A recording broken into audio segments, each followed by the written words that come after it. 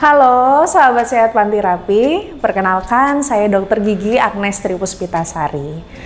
Hari ini kita akan sedikit membahas mengenai permasalahan bau mulut pada saat berpuasa. Nah, bau mulut atau yang sering dikenal dengan istilah halitosis itu merupakan salah satu kondisi di mana pasien-pasien sering dikeluhkan pada saat berpuasa. Nah, bau mulut sendiri kadang membuat kita merasa tidak nyaman dan sedikit menjadi tidak percaya diri. Apabila kita berpuasa juga kadang-kadang kita sulit ya untuk mengurangi bau mulut tersebut. Jadi kita tidak bisa makan atau minum untuk mengurangi bau mulut tersebut. Bau mulut pada saat berpuasa itu merupakan proses fisiologis atau proses yang normal. Hal ini disebabkan karena perut yang kosong menyebabkan asam lambung itu meningkat dan dia keluar melalui rongga mulut. Nah, di situ makanya kita sering merasakan bau mulut.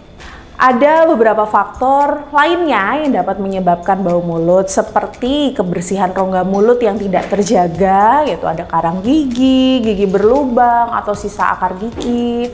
Kemudian ada faktor kesehatan umum yang menurun dan yang terakhir adalah habit yang buruk seperti merokok atau konsumsi alkohol itu juga dapat menyebabkan bau mulut. Nah, pada saat ini saya akan membagikan tips mengenai bagaimana cara untuk mengurangi atau menghilangkan bau mulut pada saat berpuasa.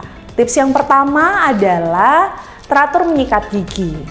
Menjaga kebersihan rongga mulut pada saat bulan puasa itu sebenarnya sama saja dengan bulan-bulan biasanya. Hanya saja yang dirubah itu waktunya. Biasanya kita menyikat gigi itu pagi setelah sarapan dan malam sebelum tidur. Tetapi pada saat berpuasa kita ganti sedikit waktunya, yaitu pagi setelah sarapan sahur atau sahur dan setelah berbuka atau sebelum tidur. Nah, menyikat gigi yang baik itu dilakukan 30 menit setelah makan. Untuk cara menyikat gigi, kadang-kadang kita sering salah ya bagaimana cara menyikat gigi yang baik dan benar. Untuk yang pertama yaitu adalah pemilihan sikat giginya. Pemilihan sikat gigi utamakan bulunya itu yang soft. Kan ada macam-macam tuh, ada soft, medium, ada yang hard. Nah, pilihlah bulu yang soft. Kemudian pilih kepala sikat yang kecil sehingga dapat menjangkau pada area-area gigi belakang. Kalau terlalu besar biasanya tidak akan sampai ini sikat giginya sampai ke belakang. Nah, untuk cara menyikat giginya yaitu sebenarnya ada beberapa cara, tapi ini saya akan membagikan tips cara yang lebih mudah tapi efektif untuk membersihkan gigi. Untuk sikat giginya itu kita posisikan 45 derajat menghadap ke arah gusi atau bagian yang pink ini ya. Menghadap 45 derajat seperti ini. Lalu kemudian kita tekan sedikit lalu digetarkan seperti ini. Nah, ini dilakukan pada semua permukaan gigi. Seperti ini, depan itu juga sama. Seperti ini ya. Kenapa? Karena kadang-kadang kan biasanya kita sikat giginya hanya maju mundur. Nah, itu bagian daerah dekat gusi itu kadang-kadang tidak bersih. Nah, daerah situ yang akan gampang menimbulkan karang gigi atau gigi berlubang.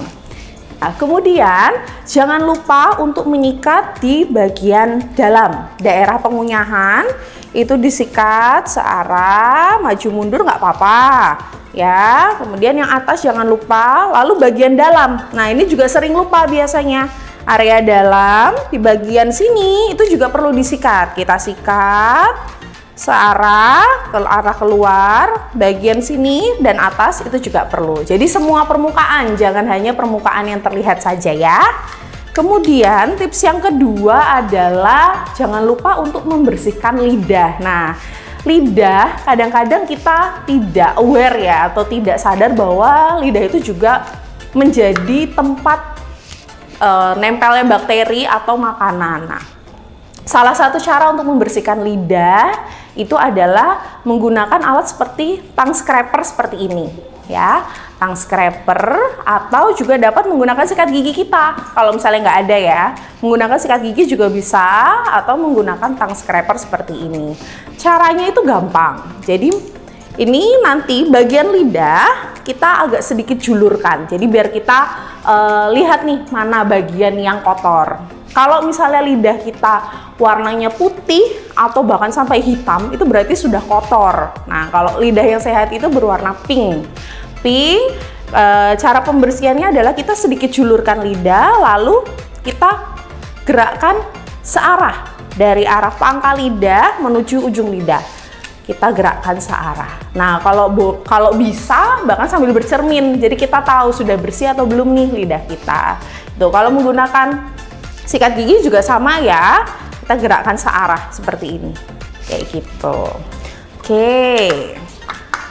Untuk tips yang ketiga adalah menggunakan obat kumur yang non alkohol. Obat kumur itu juga mampu mengurangi plak yang ada di dalam rongga mulut sehingga dapat mencegah timbulnya plak dan gigi berlubang. Lalu tips yang keempat adalah mengkonsumsi makanan yang sehat dan berserat. Itu juga efektif untuk membantu dalam pembersihan gigi-gigi dan rongga mulut kita. Dan yang kelima, tips yang kelima adalah konsumsi air yang cukup. Jadi pada saat kita berpuasa kan kita pasti untuk menghindari dehidrasi, itu juga untuk membantu pembersihan rongga mulut. Konsumsi air yang cukup itu 8 gelas per hari atau 2 liter per hari. Kemudian tips selanjutnya adalah menghindari rokok. Nah, asap rokok itu dapat menyebabkan suasana rongga mulut kita menjadi asam dan kering. Nah, pada kondisi tersebut akan gampang sekali menimbulkan noda pada gigi, kemudian gigi berlubang, dan bahkan yang lebih lanjutnya dapat menyebabkan keganasan pada rongga mulut. Kemudian tips yang terakhir adalah periksa ke dokter gigi. Pada saat pemeriksaan ke dokter gigi, biasanya dokter gigi akan melihat kondisi rongga mulut secara umum, baik gigi, lidah, gusi, dan jaringan lunak lainnya. Pada saat diperiksa biasanya akan diketahui, oh ada karang giginya, ada gigi yang lubang, ada yang sisa akar atau yang perlu dicabut. Biasanya dokter akan menyarankan untuk pembersihan karang gigi atau scaling, atau mungkin penambalan atau pencabutan gigi. Nah, untuk pemeriksaan dokter gigi juga sebaiknya dilakukan secara rutin setiap 6 bulan sekali. Oke, berikut tips-tips dari saya. Semoga dapat bermanfaat buat teman-teman sahabat Sehat Panti Rapih yang akan melaksanakan ibadah puasa nantinya. Nah, semoga bermanfaat, dan apabila ada ingin tanya-tanya lebih lanjut mengenai kondisi gigi dan mulut, bisa datang langsung ke Rumah Sakit Panti Rapih dan datang ke Poli Gigi di lantai 5. Oke, sekian, terima kasih.